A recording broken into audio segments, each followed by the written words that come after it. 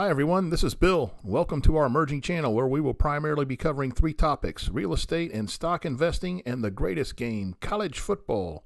Today, we will preview the 2021 Nebraska Cornhuskers. Ladies and gentlemen, the tenure of Scott Frost as head coach at Nebraska has been horrendous.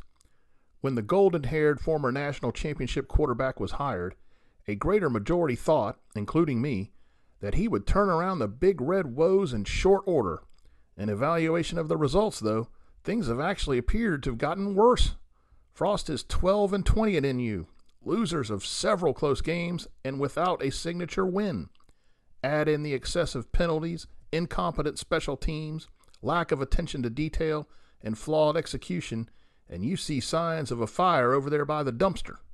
At this point, this has the markings of a colossal failure, but an inside look would seem to indicate that the future may in fact be brighter than it appears.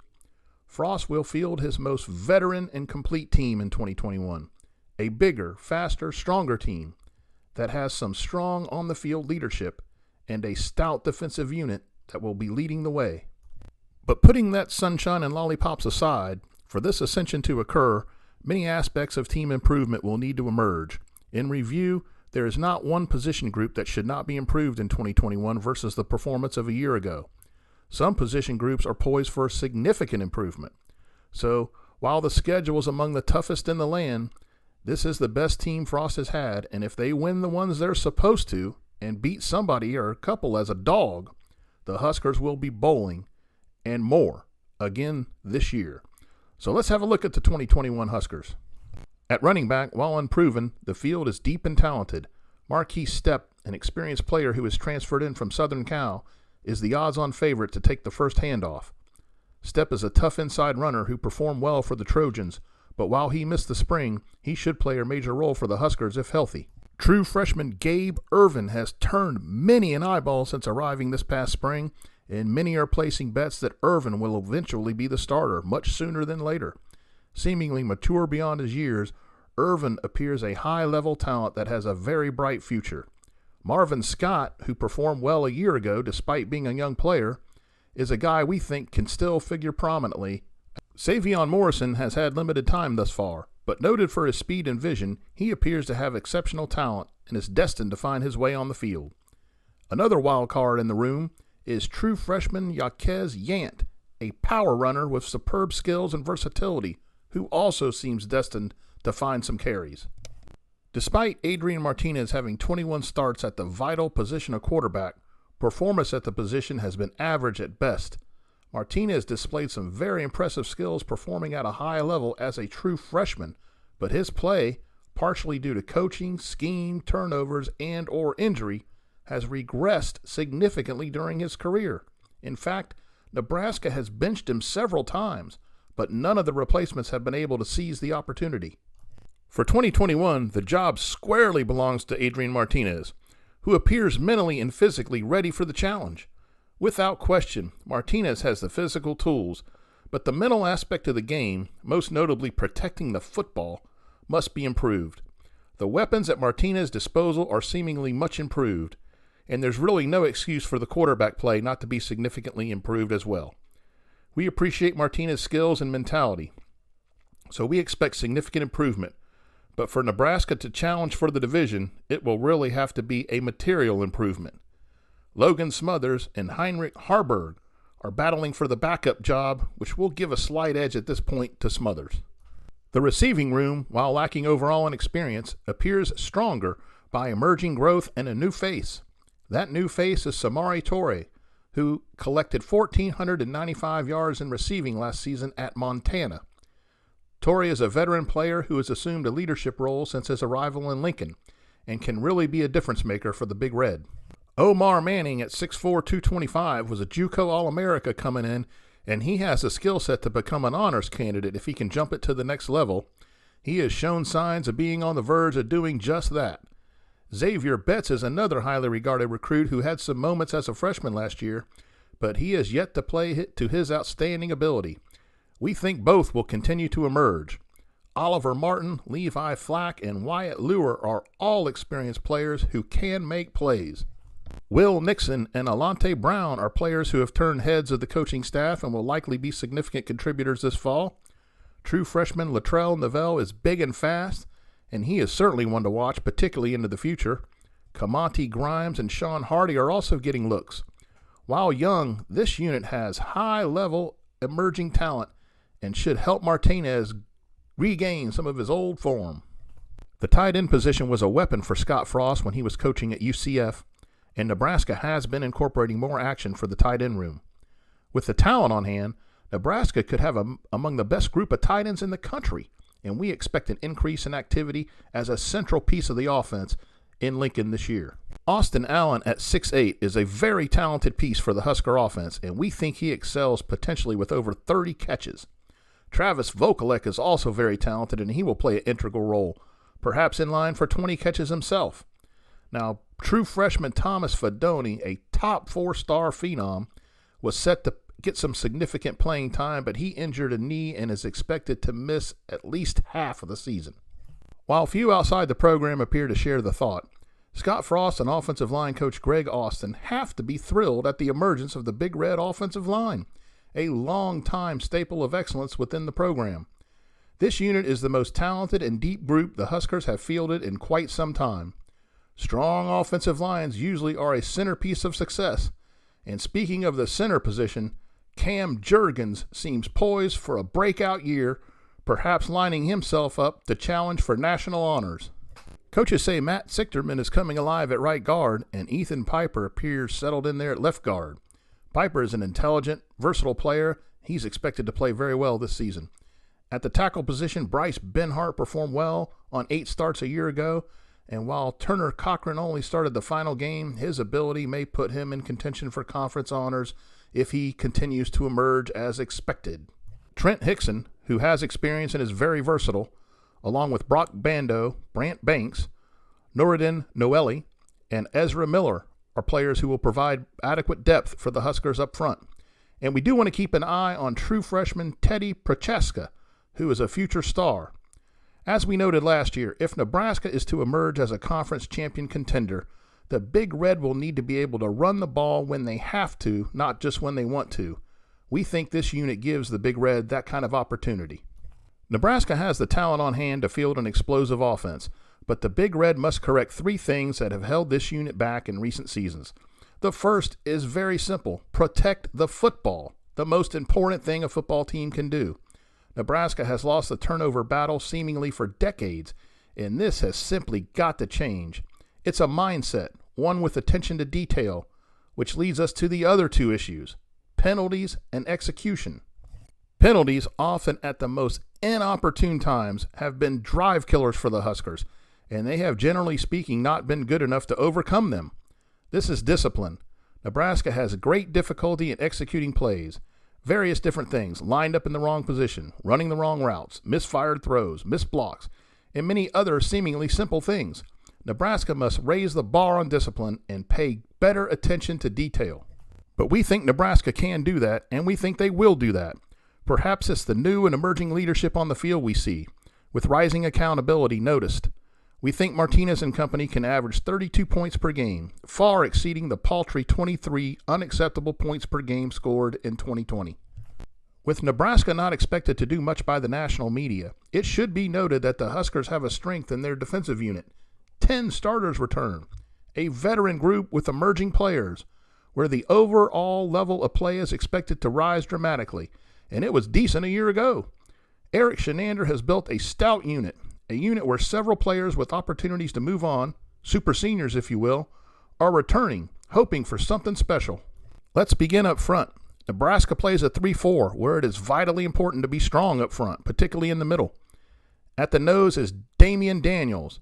They call him Snacks, and at 6'3", 335, he's a mountain of a man. At one end spot is senior Ben Stilley, who is an all-Big Ten player. Defensive end Ty Robinson, a redshirt freshman, is young, but he has shown plenty of signs of becoming a superstar. There's quality depth here as well. Jordan Riley is really making some big noise in fall camp, so keep an eye on him. DeAndre Thomas is a really good player, and Tate Wilderman and Casey Rogers are really quality players. An area needing improvement is the linebacking core. Transferring in from Northern Iowa is Scholar Honors candidate Chris Kellervick, who is in stone and looks very strong as a starter at inside linebacker. Nick Henrich, who's really ready to get big reps, jumps in for injured Will Honus at the inside spot. Luke Reimer is a very talented guy who coaches will have a hard time keeping off the field. They're going to have to find some way to get him out there and get him utilized. Garrett Snodgrass, Grant Taggy, and Jackson Hanna are all emerging backups. On the outside, JoJo Doman is an all Big Ten player with NFL potential, and he's a unit leader. The Huskers will be counting on him to make some big plays out there on the defensive side. Garrett Nelson, whose motor is unrivaled, will play extensively also. Caleb Tanner has 10 starts, and he looks to split with Nelson, but an increase in production is needed in rushing the passer. Feldarius Payne has turned some heads, and he's made some big plays in situational playing time, and his contribution is expected to grow. Blaze Gunnerson, Javen Wright, and Jackson Hanna are quality backups in the linebacking room. The secondary is a team strength, perhaps among the nation's top back-end units. The unit is led by cornerback Cam Taylor Britt, who is generally thought of as Nebraska's highest-rated overall player. Taylor Britt has been stellar on the field, a special teams contributor, and a team leader who returned this year to handle the unfinished business. The battle for the other corner spot is epic, with some really good football players fighting for the starting spot. Coming off injury is Braxton Clark, who has shown previous flashes and at 6'4", 210 is a prototype corner. Quentin Newsom at 6'2", 180 is a very good player who's been biding his time to shine.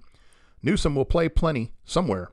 Ohio State 5-star transfer Tyreke Johnson is making some noise since arriving for fall camp. Nadab Joseph is physically gifted, only a sophomore, and a player who is emerging. Marcus Buford, Tamon Lynham, Kobe Brents, and Malik Williams are backups. Deontay Williams returns at strong safety, and he's an honors candidate. Markel Dismuke, another quality player with 13 starts behind him, is back at free safety. Miles Farmer is an emerging star to keep an eye on at the safety spot. Isaac Gifford is really getting plenty of attention in fall camp, so he will find the field as well. At free safety, highly prized recruit Noah Pola Gates is ready to rock. While we expect Nebraska to field one of the top defenses in the conference, two areas that need improvement are rushing the passer and creating turnovers. A big play resulting in a turnover by Deontay Williams against Penn State last year perhaps broke the back of the Lions, so importance of creating turnovers cannot be understated. The best secondaries in the game falter when opposing quarterbacks have extended time to throw. Nebraska needs to double its 2020 sack number, and the talent is on hand to get that done. Overall, we expect the Black Shirts to field the best unit they have in many a season. The strength in this unit gives Nebraska a chance in most every game. Athletic Director Bill Moose, who hired Frost, was seemingly ushered out, and now Trev Alberts, a former Husker All-America player and scholar athlete, comes over from the University of Nebraska, Omaha to become the new AD. Alberts is no nonsense, quite fair and charming. He will get the administration part of things straightened out right quick. Improvement in the football program is integral for the state of mind of the entire state, and there's no doubt that Alberts recognizes this. Under Frost, hell, for decades, Nebraska's been its own worst enemy. That has to change. Issues are fixable and within the program's control. Frost is a good young coach, and he has a really good staff. So if Alberts can provide assistance in helping Frost navigate through the rough waters, a chance exists to get back to impressive gridiron successes. We think Nebraska moves in that direction. The schedule Nebraska will face in 2021 is among the most difficult in the nation. A big question is how healthy Nebraska, and in particular quarterback Adrian Martinez, will be as they navigate through it. An increased ability to run the football, when they have to, should help Martinez reduce hits to absorb. There is increased quality depth, particularly on the lines of scrimmage and in the secondary. In a game originally scheduled to be played in Ireland that has been moved back to the States, has Nebraska playing Week 0, opening up in Champaign at Illinois. Brett Bielema has taken over the Illini, so it would seem it would take some time for things to come together there. So we think Nebraska starts with a win. However, the closer this game is, the more concerned Husker fans will be. Nebraska moved a game to fit into Week 2, bringing in Fordham for what amounts to a glorified scrimmage. Buffalo then comes to Lincoln, and the Bulls were a strong football team a year ago. but their outstanding coach has moved on, and several key players also left the program, so Nebraska should win easily. So, Nebraska's 3-0 heading down to Norman for a rekindling of the famed Nebraska-Oklahoma rivalry on the 50th anniversary of the game of the century in 1971.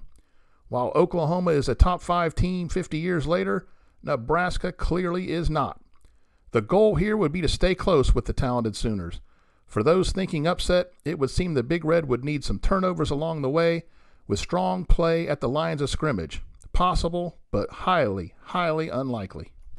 Then, at 3-1, Nebraska travels to East Lansing to play Michigan State, who is in the throes of a transition period. We think the Big Red win comfortably there. Northwestern then comes to Lincoln, and games with the Wildcats and Huskers in Lincoln have been historically close. We expect much of the same in 2021. But the Big Red win this nighttime contest in our view. Then Nebraska hosts the Michigan Wolverines, a top 25 team who is decent. And this is a critical game for Nebraska if they want to make some noise in the conference.